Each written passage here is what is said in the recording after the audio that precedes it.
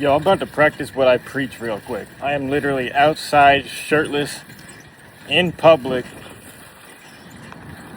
on this bike right now, with witnesses, and I don't care. I made a video talking about how you shouldn't be afraid to be seen trying something. This is me living that for you right now. Basically, the whole point is that no one's coming for you. There's nothing scary. I used to be the most anxious, socially anxious person in the world. It would literally stop me from making decisions. It ruled my life, dictated so much of what I did in my life. See, I was waving at people right now. They probably think I'm crazy, but I don't care. But yeah, I used to be like the most anxious person ever. Worried about the dumbest stuff. I was that child that didn't want to ask for ketchup at McDonald's and stuff. A lot can change. And I know there's dozens upon dozens of people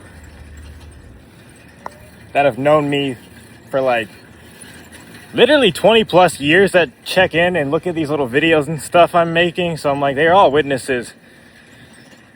They could tell you how far I've come as far as like confidence and mental health goes and whatnot. That's the whole point though. The gym and stuff has been a vehicle by which I found a way to improve myself in every possible way beyond just the physique. It started out mostly as a... Actually, I should backpedal a little bit because I think it's prudent to say my motivation to this day, I am like on a 2,000-day streak, like 6 years into lifting. Literally haven't missed 6 days a week a single time this entire time. And I'm not ashamed to say that, like, my motivation, my sole prerogative is to look good. I don't care. Get it how you live. Whatever motivates you, whatever gets something done, the means justify the end, usually. Don't take that phrase too far because it's been used to do some foul stuff in history, but you know exactly what I'm talking about. See, there's more people looking at me. I don't care. And they're positive. That's the thing. People are seeing me shirtless riding on a bike right now in this gold chain out in public, yelling at my own phone, and they're not even... I can tell that their face isn't like, oh, what a weirdo. They're usually mad positive. And then I wave back, I say hi. It's all love. There's nothing scary. Like I said, I've been anxious and stuff in the past, but I've never really been the type to worry about, like, what other people are thinking about me. So, like, I want to be the change you want to see in the world, you know? Like I said, this is me right here being seen trying. I got witnesses. I don't even have a shirt on right now, and I'm on a beach cruiser. No one's coming for you. Doesn't matter. Just do what you want. Chase the things you want to chase after. Have fun with it. I'm going to stop this video shortly here. I think I'm going to put this up on YouTube because you got me for 100 days. My thought process is like shifted into, I'm going to see through this little 100-day challenge all the way to the end. So I figured I might as well just throw things at the wall and see what sticks. Or not even see what sticks, just do it for the sake of it. I view this as a skill. In my head, I'm not just like, this isn't like an influencer dream. My intent isn't to get any type of return out of it. First and foremost, I wanted to execute that challenge just to prove to myself that I can do something like that. I'm basically at the end. It's basically over, so that's done with, and I can move on to the next thing now. But pretty much, I just decided that I'm going to take these 100 days to just treat it like a skill. Video editing, like what I'm doing right now, I can already tell that I'm so much more infinitely comfortable talking to the camera and hearing my own damn voice that it's pretty wild. It's only been 84 days, and it's a quick change. Before I even started this, my sister came and talked to me, and we kind of discussed this whole challenge a little bit. And one of the things she mentioned was that it would be prudent to familiarize myself with hearing my own voice talk. Very much true. And that's part of it. The video editing, the posts, it's all a skill. A lot of people see it from the outside looking in, and my perspective has been changed a lot on the matter. People see people tripods and people trying to make an effort to post stuff and build a page or something, and sometimes they get all hateful about it. And they're like, oh, what do they think? They're going to get paid? You think you're going to have an influencer dream? That's not going to happen now. I don't think that's what most people are doing. I don't think that's their thought process. Now that I've been a person who went from not posting anything ever in my life and being a complete ghost in every way in terms of social media and the presence of my friends and stuff, it's not what you might think it is, this whole posting thing.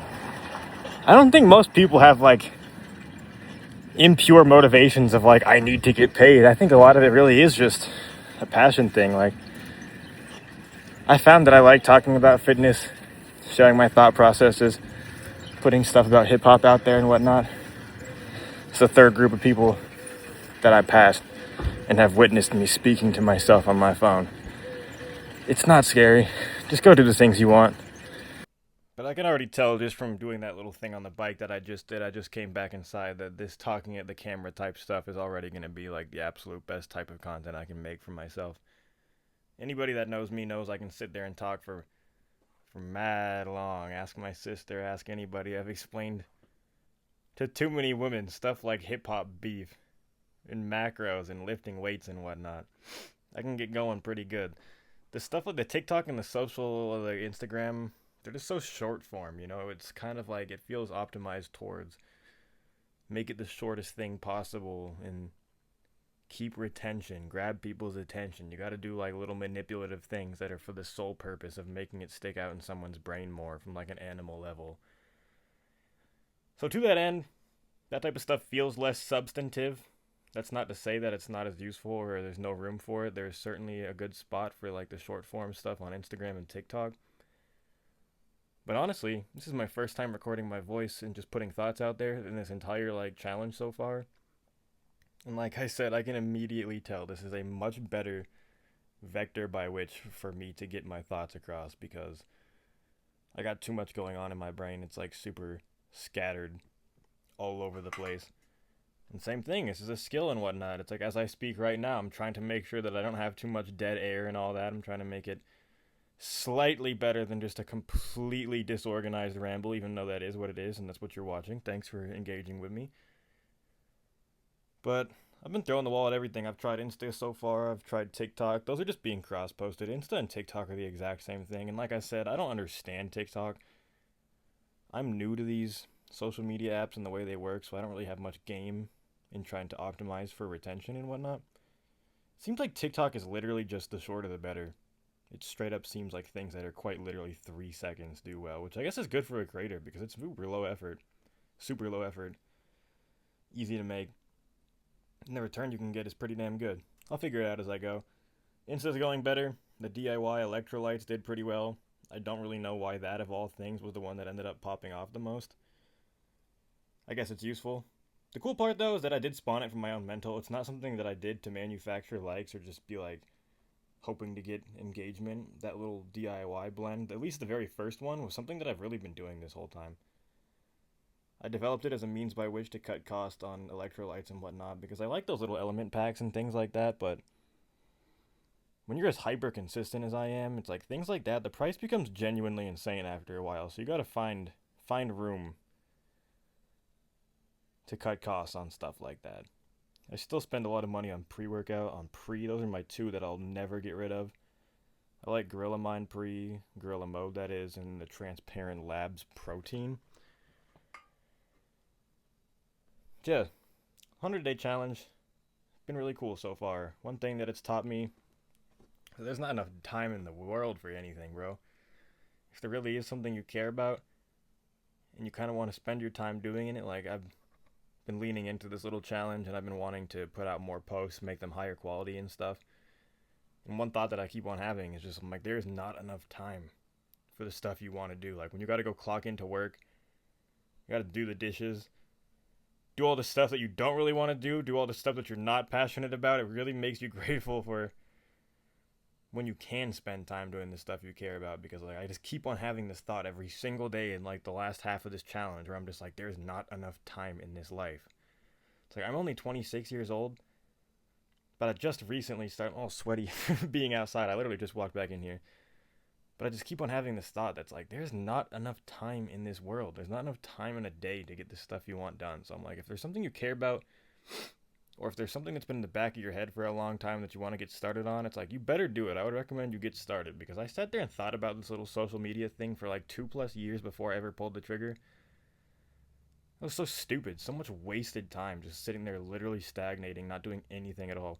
More is lost by wrong decision, or rewind. More is lost by indecision than wrong decision. More is lost by indecision than wrong decision. If you choose a wrong decision, you immediately get the feedback that it's wrong. You can reassess and you can try to fix it and do it better the next time you hit that shit. Indecision goes nowhere. If you just sit there and think about what you can do, what you might do, what you didn't do, effectively you end up doing literally nothing because all you did was just spin in circles. Indecisive. Indecision causes nothing. It is literally better to make a wrong decision and fuck up than it is to sit there indecisive. I did that for like 3 years about this little social thing. I don't even know what it means yet. I fully plan to stop on day 100. Yet I still view this whole thing as a net positive and it was worth doing. So wasn't a wrong decision and I learned something from it. You do lose something by sitting there being indecisive for years though, because it causes literally nothing. Even if you fuck up and fall over, it gives you something to learn from. It's so corny to say, but most cliches are cliches for a reason. When you get knocked down and something fails, all you can do is just analyze it and then try to hit it better next time. I could probably sit here and do this for the next 30 minutes, but I just wanted to get out one little talking head post, one rant type of thing, just to put something out on YouTube, because this is the first time I'm going to try putting anything on YouTube, and I figured it's so much of a better vehicle for me to just sit here and talk, and once I get better at doing so, I can put less filler, I can put less sniffles in there, I can actually articulate myself better, because this is my first shot ever, so yeah, it only goes up. And like I keep repeating, everything is a skill. Don't be afraid to be seen trying. Don't be afraid to see. I'm losing my mind. I can't even speak.